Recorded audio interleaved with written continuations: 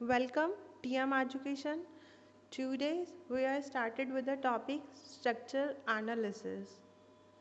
First, what is structure analysis? This is a graphical tool. That means एक set of techniques होते हैं जो क्या करता है informations को graphics में convert करता है ताकि वो easily understand हो सके। कोई भी अगर हमारे पास इंफॉर्मेशन है, अगर वो एक ऐसे वे में है, रिटन फॉर्म में है और एक ग्राफिकल फॉर्म में है, तो better way is a graphical form. तो स्ट्रक्चर एनालिसिस वो सपोर्ट करता है कि हम how to convert a written form into the imagine graphical form. तो हम ये कहेंगे कि जो स्ट्रक्चर एनालिसिस है वो फोकस भी करता है कि what the system does rather than how, कि क्या सिस्टम में होना चाहिए, ना कि उसका डिटेल्ड व्यू। और ये लॉजिकल में भी फोकस करता है, फिजिकल एक्सपेक्ट पे नहीं, लॉजिकल मतलब उसमें क्रिएटिव चीज़ें क्या हैं जिस पे एम्फेसाइजेज हो। Next is a goal of a structure analysis. Better way होता है कम्युनिकेशन का यूज़र्स के साथ, ताकि हम अपने सिस्टम को, प्रोसीजर्स को ईज़िली अंडरस्टैंड करा सकें। और तो अगर हम एक ये डायग्रामेटिकली देखें तो कंसिडरेशन ऑफ डिज़ाइन आउटलाइन, तो फर्स्ट ऑफ ऑल कि जो डिज़ाइनिंग आउटलाइन को कंसिडर करता है। अगर स्ट्रक्चर डिज़ाइनिंग में क्या होगा, जो स्ट्रक्चर एक आउटलाइन यूज़र के सामने प्रेजेंट करेंगे वो फर्स्टली एनालिसिस होगा कि क्या वो सारी चीज़ें जो यूज़र वांट चाह रहा है वो इसमें है या नहीं है, या कुछ एक्सपेरिमेंट भी होंगे, हो सकता है कुछ और ऐड ऑन करना चाहें। तो अगर ये सारी चीज़ें एक यूज़र को उसके डिज़ाइन में सेटिस्फाइड कर रही है तो वो डिज़ाइन एक्सेप्टेबल हो जाएगा। अदरवाइज़ क्या होगा कि डिज़ाइन फर्दर मॉडिफाइड होगा। तो हम कह सकते हैं कि जो डिज़ाइनिंग हमारा लॉजिकल पे फोकस होता है rather than the physical. Next one is a कि एक जो यूज़र के साथ ना एक अच्छा कोऑर्डिनेशन रहता है, क्योंकि यूज़र बार बार इन्वॉल्व रहता है, तो वो हमारे प्लान्स के लिए या एक सिस्टम डेवलपर के लिए बेटर रहता है। These are the structure tools. This is the most important topics of software engineering, क्योंकि इसमें सारी चीज़ें आ जाती हैं कि कैसे डिज़ाइन ग्राफिकल फॉर्म में कन्वर्ट होगा, और काफ़ी कम्पिटिटिव एग्जाम में भी इस टॉपिक को कंसिडर किया जाता है।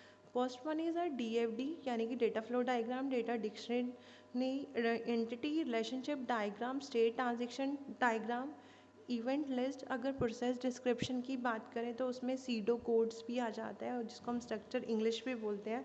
फ्लो चार्ट्स आ जाते हैं, डिसीजन ट्रीज आ जाते हैं, डिसीजन टेबल्स आ जाती हैं, और भी है हमारे hierarchical input process output hippo, या इनपुट आउटपुट प्रोसेस जिसको हम IPO चार्ट भी बोलते हैं, गैंट चार्ट है, वर्नियर और डायग्राम। तो in this video we are going to discuss data flow diagram. अब what do you mean by data flow diagram, जिसमें क्या होता है कि एक यूज़र का प्रोसेस, यानी कि कैसे वो अपना ग्राफिकली प्रेजेंट कर रहा है, कैसे जो उसका सिस्टम है वो within the organisation and the outside the system कैसे वर्क कर रहा है, यानी कि जो इन्फॉर्मेशन है वो ग्राफिकल टूल में कैसे कन्वर्ट होगी। तो इसमें कुछ सिंबल्स यूज़ किए जाते हैं। तो ये मतलब वो बताते हैं कि इनपुट क्या है, आउटपुट क्या है, कैसे प्रोसेसिंग हो रही है। तो एक इन्फॉर्मेशन ग्राफिकल में कन्वर्ट हो जाती है, इसको हम बबल चार्ट भी बोलते हैं, और ये टॉप डाउन अप्रोच को यूज़ करती है। Next is the symbols of DFD। इसमें क्या रहता है कि देखो फर्स्ट सिंबल क्या है कि रेक्टेंगुलर यूज़ होता है, जिसको हम एक्सटर्नल एंटिटी बोलते हैं। Next symbol is arrow. Arrow symbol directions बताते हैं कि कैसे हमारा जो ऑर्गेनाइजेशन का चार्ट है वो जा रहा है, कैसे फ्लो कर रहा है। और प्रोसेसिंग के लिए कौन सा टूल यूज़ होता है, सर्कल या कॉर्नर से कट में रेक्टेंगुलर। और जो डेटा स्टोरेज के लिए हमारे टू पैरेलल लाइंस या कट वर्क में ये पैरेलल लाइंस ज्वाइंट होती है, वो यूज़ होता है स्टोरिंग के लिए। तो इम्पॉर्टेंट सिंबल है, अगर कोई भी DFD बनाने जा रहा है तो that should be followed by this symbol. Next is इसमें थोड़ा सा डिस्क्राइब कर देती हूँ कि इसमें क्या है। एक्सटर्नल एंटिटी क्या होती है कि सोर्स और उसका डेस्टिनेशन क्या रहेगा।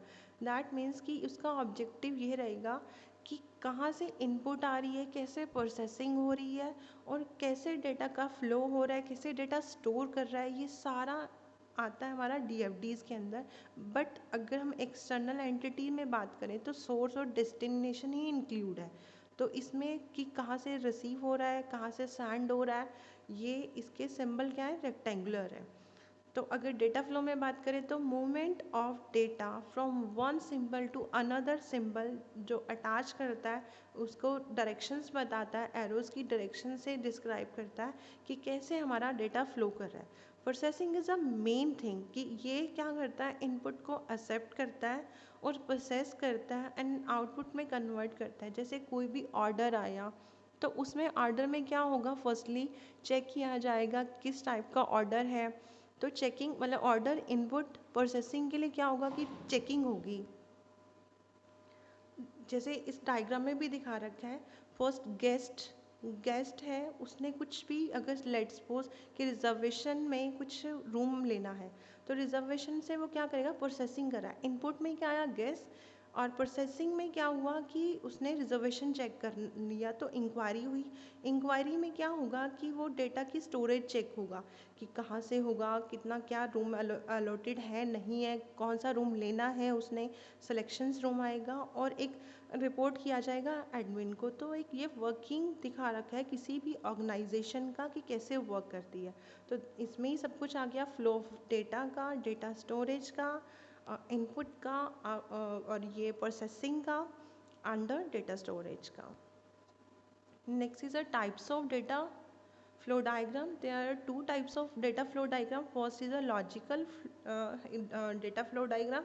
Next is a physical. As a name specified कि logical क्या कहता है कि what the system does, कैसे काम करेगा, not how, what कैसे काम करेगा नहीं, ये डिटेल स्टडी नहीं इंक्लूड करता, उसकी जस्ट एब्रीवेशंस में यूज़ करता है। दैट मीन्स कि हम ये कह सकते हैं कि ये टेक्निकल एक्सपेक्ट को यूज़ करता है, नॉन टेक्निकल को नहीं यूज़ करता। This is the main point of logical database कि लॉजिकल, जैसे इस डायग्राम में शो कर रखा है कि कस्टमर ने कोई भी आइटम को परचेज करना चाह रहा है तो उसमें पहले उसकी आईडी नंबर को प्रोसेस किया जाएगा, लुकअप टेबल में उसको प्रोसेस किया जाएगा, अगर स्टोरेज उसका प्राइस फाइल है उसको स्टोरेज से रिट्रीव किया जाएगा।